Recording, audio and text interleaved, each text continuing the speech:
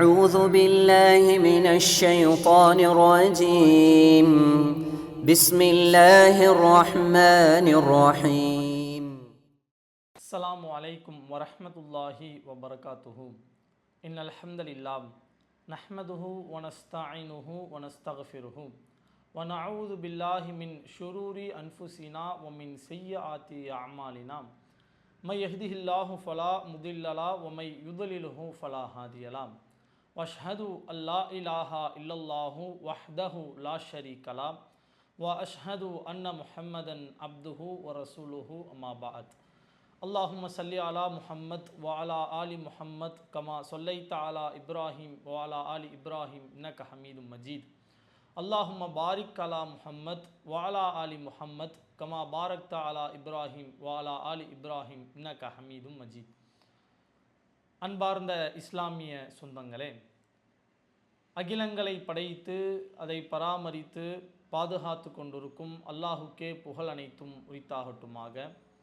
அவனுடைய அன்பும் அருளும் நம் அனைவரின் மீதும், நம்முடைய குடும்பத்தார், உற்றார், உறவினர்கள், நண்பர்கள், ஒட்டுமொத்த முஃமின்களின் மீதும் இறைவன் தன்னுடைய அருளை தாராளமாக பொழிய வேண்டும் என்ற பிரார்த்தனையோடு இந்த உரையினை நான் ஆரம்பம் செய்கின்றேன். அன்பார்ந்த அல்லாஹ்வின் நல்லடியார்களே, இறை அருள் பெற வாழ்ந்திடுவோம் என்ற இந்த தலைப்பின் கீழாக தொடர்ச்சியாக நாம் ஒரு சில தகவல்களை பார்த்து வருகிறோம். ஒரு மனிதன் நாளை மறுமையில் வெற்றி அடைவதற்கு இறைவனுடைய அருள் எவ்வளவு முக்கியமானது, அல்லாஹ் எந்த அளவுக்கு அளவற்ற அருளாளனாக இருக்கிறான் என்பதை பற்றியெல்லாம் முதல் நாளிலும், அந்த இறைவனுடைய அருளை பெறுவதற்கு நாம் என்ன செய்ய வேண்டும், எது போன்ற பண்புகள் எல்லாம் நம்முடைய வாழ்க்கையில் இருக்கணும், எது போன்ற செயல்களால் அமல்களால் நமது வாழ்வை நாம் அலங்கரிக்க வேண்டும் என்பது தொடர்பான விஷயங்களைத்தான் நாம் இரண்டாவது தொடரிலிருந்து பார்த்து வருகிறோம்.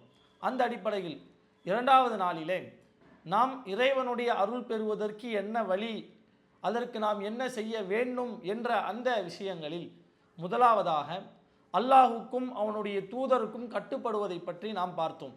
கட்டுப்பட்டு வாழணும். கட்டுப்படுவது என்பது ஒரு இஸ்லாமியனுக்கு மிக அடிப்படையான ஒரு விஷயம். யார் அப்படி கட்டுப்பட்டு வாழ்வார்களோ அவர்களை அல்லாஹ் விரும்புகிறான். அல்லாஹுடைய அருள் அவர்களுக்கு இருக்கிறது, அல்லாஹுடைய நேசம் அவர்களுக்கு இருக்கிறது என்பது தொடர்பாக கடந்த உரையில் நாம் பார்த்தோம்.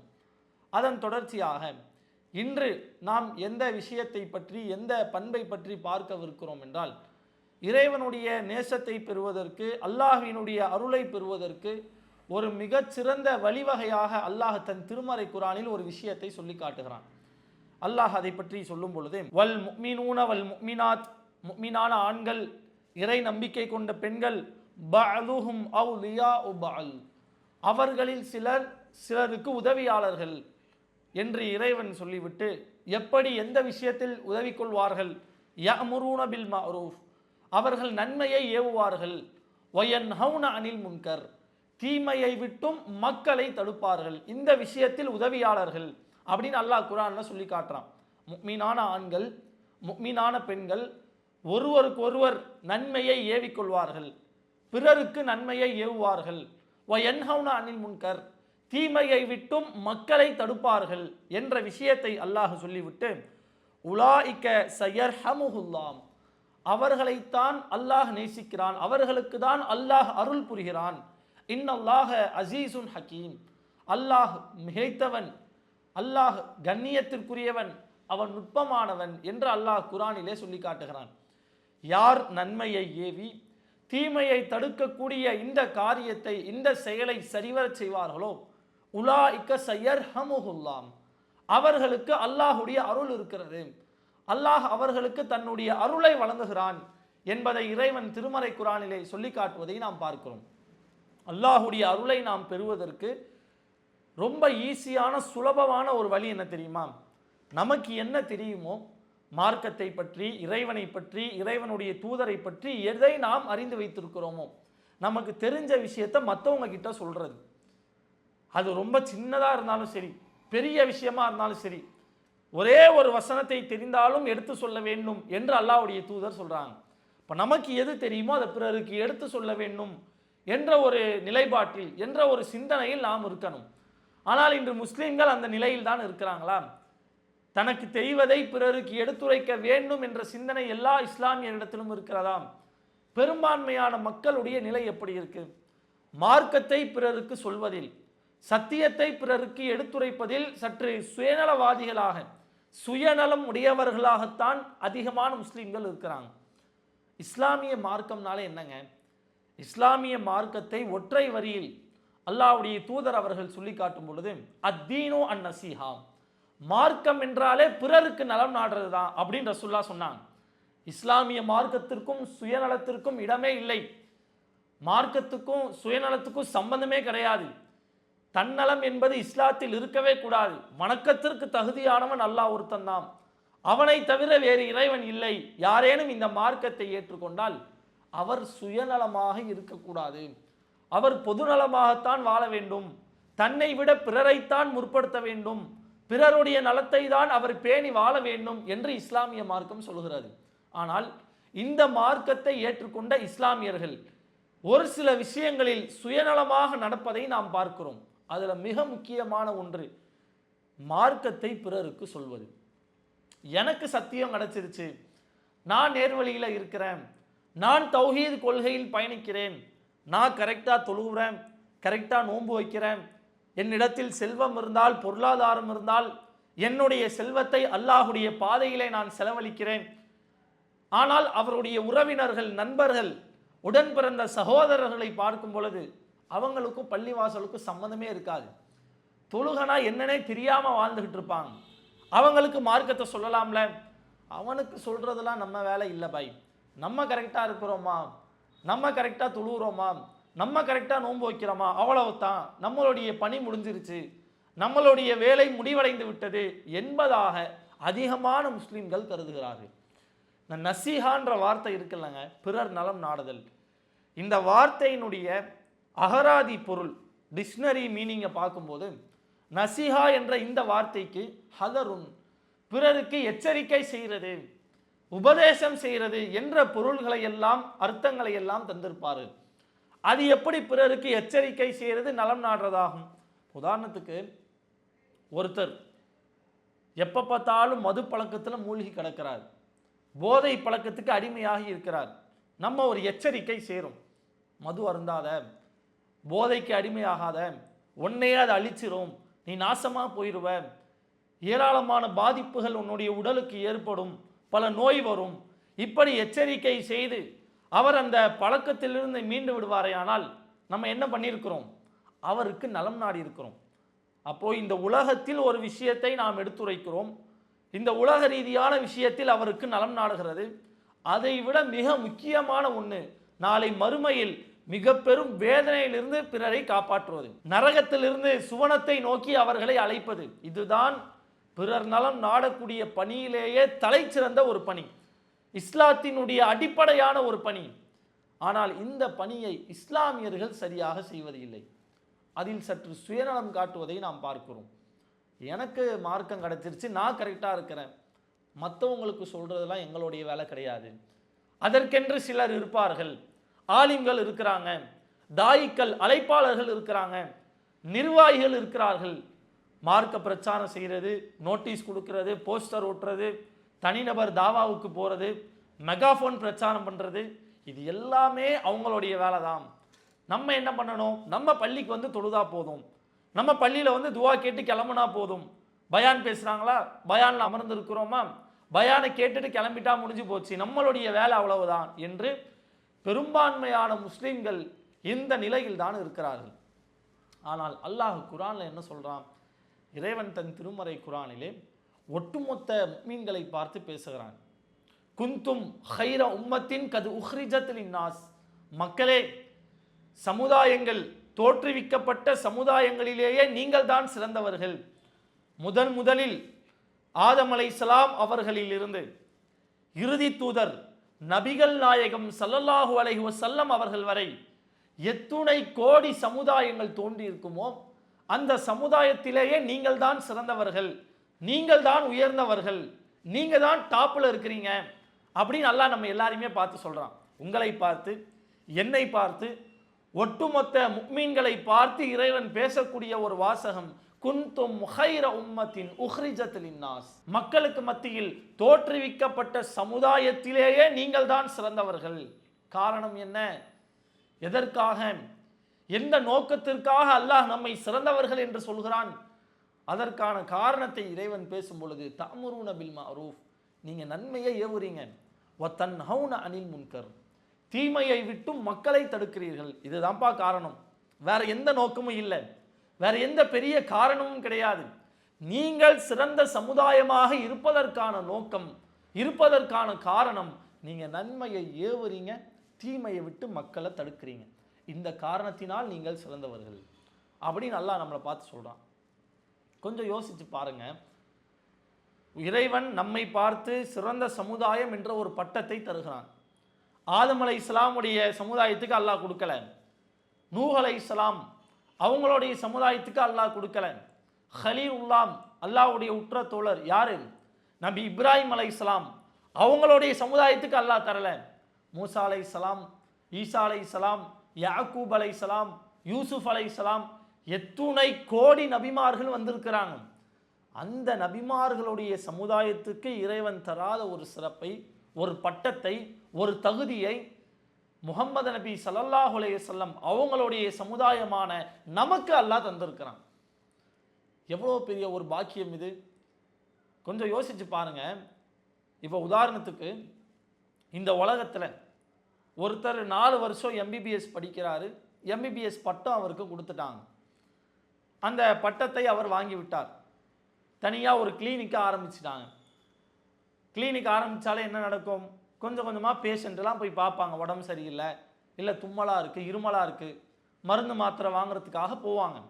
அப்படி போகக்கூடிய நேரத்தில் இவருக்கு சாதாரண தலைவலிக்கு மாத்திரை எழுதி தர தெரியலை, ஆனால் பேருக்கு பின்னாடி எம்பிபிஎஸ்ன்னு போட்டு இருக்கு. தலைவலிக்கு மாத்திரை கொடுக்க தெரியலை, ஜுரத்துக்கு மாத்திரை கொடுக்க தெரியலை, தும்மலுக்கு என்ன மாத்திரைன்னு தெரியலை, இருமலுக்கு எந்த ஊசி போடணும்னு தெரியலை. இப்படி ஒருத்தர் எம்பிபிஎஸ்ன்னு இருக்கிறார். இதை அறிந்த மக்கள் என்ன செய்வார்கள்? யாரா இவனுக்கெல்லாம் பட்டத்தை கொடுத்தது? தலைவலிக்கு கூட மாத்திரை கொடுக்க தெரியல, இருமலுக்கு கூட ஊசி போட தெரியல, இவனுக்கெல்லாம் யாரு இந்த எம்பிபிஎஸ் பட்டத்தை கொடுத்தாங்க? பேசுவோமா இல்லையா? ஒரு பட்டம் அது ஒருவருக்கு வழங்கப்பட்டு இருக்கிறது, ஆனால் அதற்கான தகுதி அவருக்கு இல்லாத போது அதில் நாம் குறை காணுகிறோம். அதே மாதிரி தான் சிறந்த சமுதாயம் என்று அல்லாஹ் நமக்கு ஒரு பட்டத்தை தந்திருக்கிறான். எம்பிபிஎஸ் பட்டமாவது ஒரு மனிதன் இன்னொரு மனிதனுக்கு கொடுக்கிறது, ஆனால் இந்த பட்டத்தை மனித சமுதாயத்தை படைத்த அல்லாஹ் நமக்கு தந்திருக்கிறான். குன்தும் ஹைர உம்மா, நீங்கள் தான் சமுதாயங்களிலேயே சிறந்தவர்கள். அல்லாஹ் மறுமை நாளில் நம்ம கையில் தரப்போறது இல்லை. மறுமை நாளில் ஒட்டுமொத்த உலக மக்களும் ஒன்று குழுமி இருக்கும் நேரத்தில் முஹம்மதுடைய சமுதாயத்துக்கு நான் சிறந்த சமுதாயம் என்ற பட்டத்தை வழங்குகிறேன், அந்த விருதை நான் கொடுக்க போறேன், நல்லா மறுமையில் தரப்போறது கிடையாதுங்க. ஏற்கனவே 1400 வருடங்களுக்கு முன்பாக இந்த திருமறை குர்ஆன் வசனங்கள் அருளப்படும் பொழுது அந்த நேரத்திலேயே நீங்கள் தான் சிறந்தவர்கள் அல்லாஹ் நமக்கு பட்டத்தை கொடுத்துட்டான்.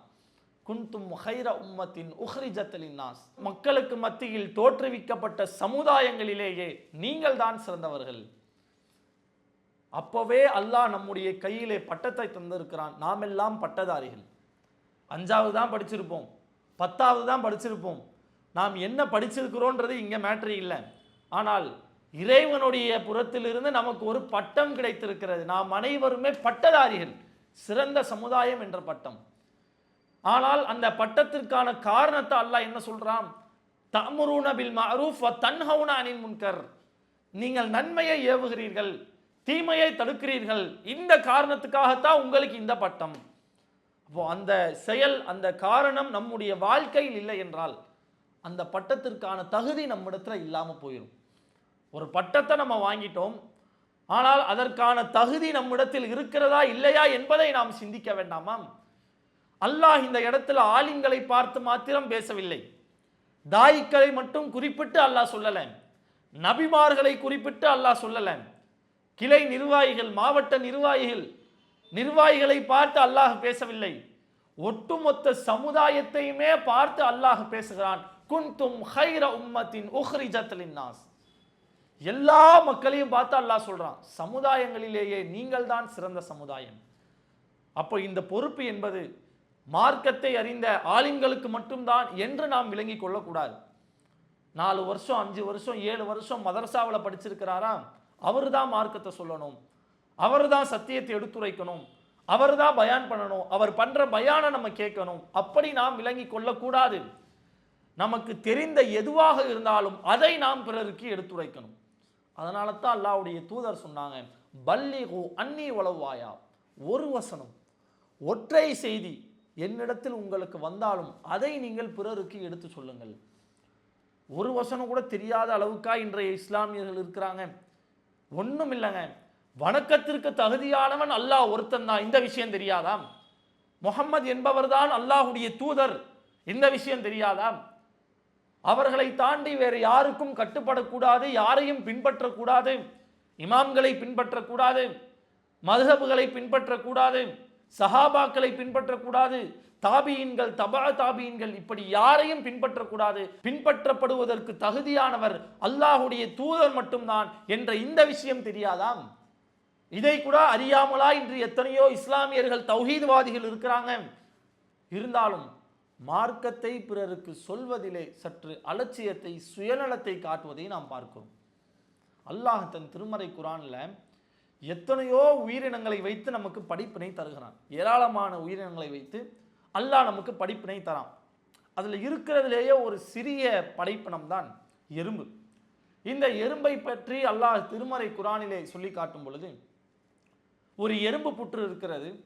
அந்த எறும்பு புற்றை சுலைமான் அலைஹிஸ்ஸலாம் அவங்களும் அவங்களுடைய படையினரும் அந்த எறும்பு புற்றை கடந்து போறாங்க. இந்த நேரத்திலே சுலைமான் அலைஹிஸ்ஸலாம் அவங்களுடைய வருகையை ஒரே ஒரு எறும்பு பார்க்குது. அந்த எறும்பு புற்றுல ஏராளமான எறும்புகள் இருக்கிறது. அதுல ஒரே ஒரு எறும்பு சுலைமான் அலைஹிஸ்ஸலாம் அவங்க வர்றதை பார்க்குது. சுலைமான் அலைஹிஸ்ஸலாம் அவங்களுடைய படையினர் வருவதை பார்க்கிறது. அல்லாஹ் சுலைமான் அலைஹிஸ்ஸலாம் அவங்களுக்கு ஏராளமான அற்புதங்களை வழங்கியிருந்தான். பறவைகள் பேசுறது அவங்களுக்கு தெரியும், ஜின்களை அல்லாஹ் வசப்படுத்தி தந்திருந்தான். எறும்பு பேசுறது சுலைமான் அலைஹிஸ்ஸலாம் அவங்களுக்கு கேட்கும்.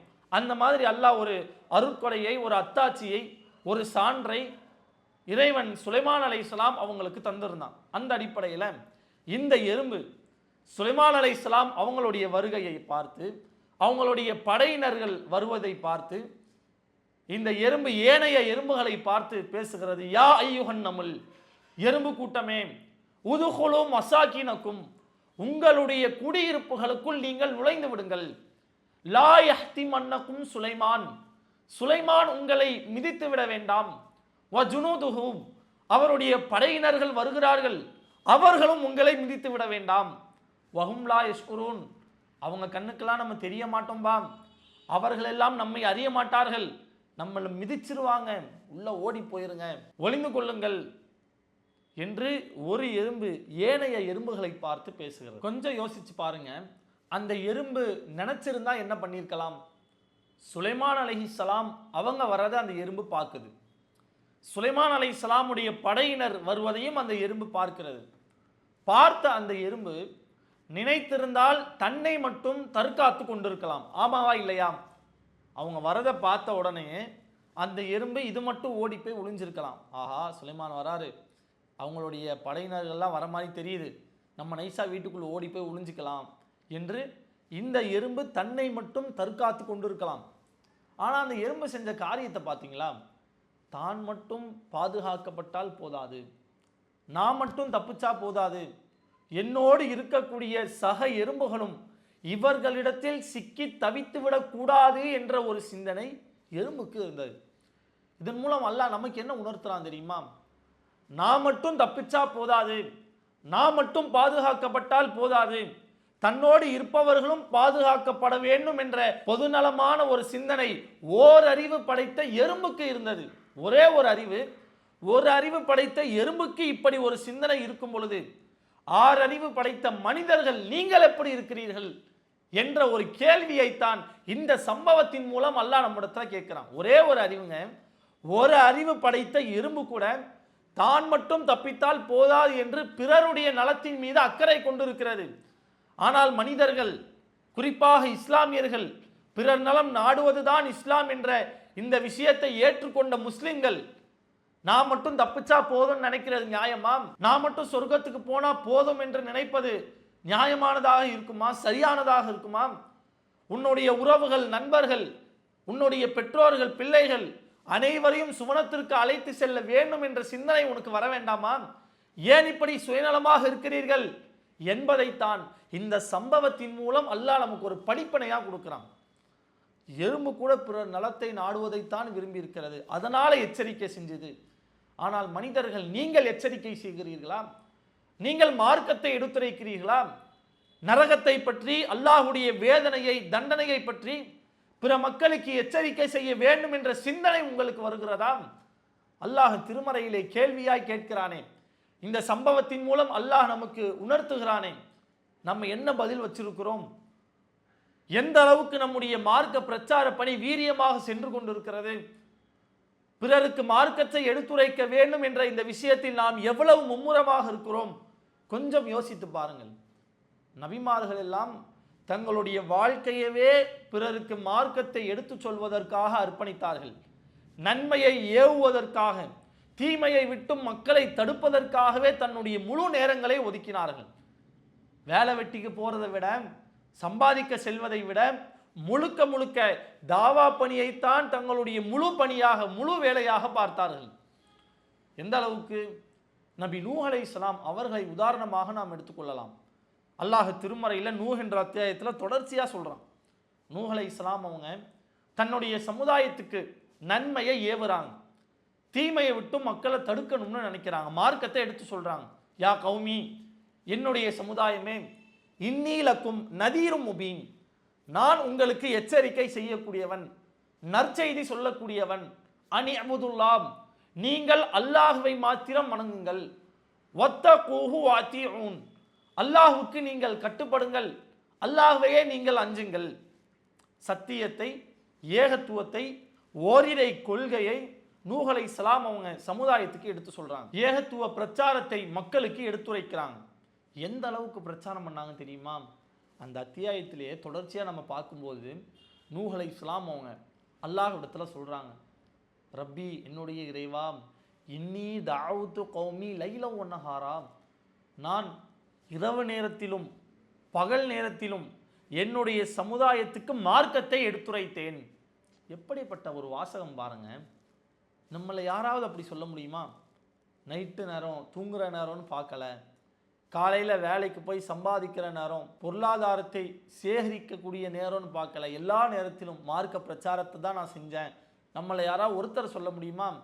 நூஹ் அலைஹிஸ்ஸலாம் அவங்க சொன்னாங்க, ரப்பி, என்னுடைய இறைவா, இன்னி தஅவுது கௌமி லைலன் வ நஹாரா, நான் இரவு நேரம் என்று பாரவில்லை, பகல் நேரம் என்று பார்க்கவில்லை, எல்லா நேரங்களிலும் என்னுடைய சமுதாய மக்களை உன் மார்க்கத்தை நோக்கி நான் அழைத்தேன். ஃபலம் யஸிதுஹும் துஆஇ இல்லா ஃபிராராம், ஆனால் அதிகமான மக்கள் என்னை வெறுக்கத்தான் செய்தார்கள் அப்படின்னு நூஹ் அலைஹிஸ்ஸலாம் அவர்கள் இறைவனிடத்தில் சொல்வதை, முறையிடுவதை நாம் பார்க்கிறோம். இதில் நம்ம என்ன கவனிக்கணும் தெரியுமா?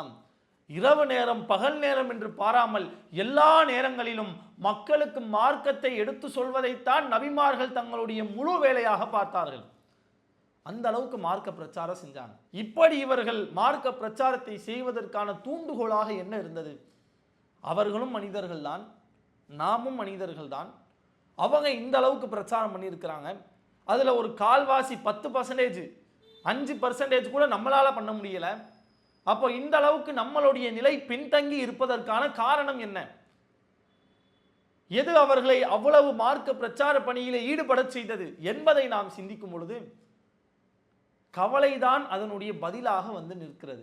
கவலைப்பட்டார்கள். நபிமார்களிடத்திலே கவலை இருந்தது. தன்னுடைய சமுதாயத்தை பற்றிய கவலை, அவர்களுடைய மறுமை நிலையை பற்றிய கவலை. அந்த கவலை, அச்சம் அவங்களுடைய வாழ்க்கையில் இருந்ததனால தான் தன்னுடைய சமுதாயத்துக்காக ஏராளமான முயற்சிகளை அவர்கள் செய்தார்கள். எப்படியாவது அவர்களை சத்தியத்தை நோக்கி வென்றெடுக்க வேண்டும், சுவனத்தை நோக்கி கொண்டு வந்து விட வேண்டும் என்பதிலே தங்களுடைய வாழ்நாள் முழுவதையும் அவர்கள் அர்ப்பணித்தார்கள். நபி இப்ராஹிம் அலைஹிஸ்ஸலாம் எடுத்துக்கங்க. இப்ராஹிம் அலைஹிஸ்ஸலாம் அவர்கள் எந்த அளவுக்கு மார்க்க பிரச்சாரம் பண்ணியிருக்கிறாங்க. பல உரைகளில் நாம் கேட்டிருப்போம். தந்தைக்கு மார்க்கத்தை சொல்றாங்க. யா அபத்தி, என்னுடைய தந்தையே, லிம தஅபுது மாலா யஸ்மஉ வலா யுப்சிர், செவியேற்க முடியாத, பார்க்க முடியாத சிலைகளை எதற்காக நீங்கள் வணங்குகிறீர்கள்? யா அபத்தி, என்னுடைய தந்தையே, இன்னி கது ஜாஅனி மினல் இல்மி மாலம் யஅதிக், உங்களுக்கு கிடைக்காத ஒரு ஞானம் அல்லாஹ் எனக்கு தந்திருக்கிறான். ஃபத்தபிஇனி, என்னை நீங்கள் பின்பற்றுங்கள். மார்க்கத்தை எடுத்து சொல்றாங்க. 19வது அத்தியாயம் மரியம் என்ற அத்தியாயத்தில் நம்மளால பார்க்க முடியும். இந்த அளவுக்கு மார்க்கத்தை சொல்லியிருக்கிறாங்களே, ஏராளமான எதிர்ப்புகளை அவர்கள் சம்பாதித்தார்களா இல்லையா? இந்த மார்க்க பிரச்சாரத்தின் காரணமாக தந்தையே கல்லால் அடிப்பா, என் மூஞ்சிலே முழிக்காத போயிருந்தாங்க. அராகிபுன் அந்தா நாலிஹத்தியா இப்ராஹிம், ஏன் கடவுள்களை நீ அலட்சியப்படுத்தாத.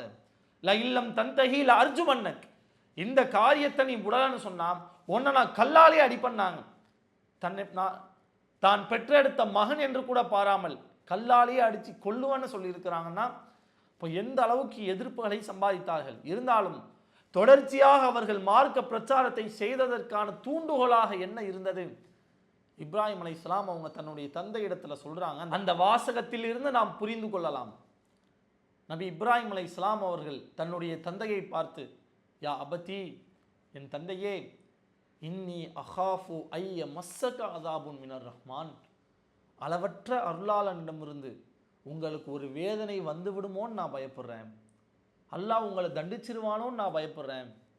என்னுடைய மார்க்கத்துக்கு வந்துருங்க. அந்த கவலை, அந்த அச்சம் நபிமார்களிடத்தில் இருந்ததனால தான் எவ்வளவு எதிர்ப்புகள், எவ்வளவு கஷ்டங்கள், எவ்வளவு சிரமங்கள் வந்தாலும் எப்படியாவது அவர்களை வென்றெடுக்க வேண்டும் என்ற சிந்தனையோடு அவர்கள் பயணித்தார்கள்.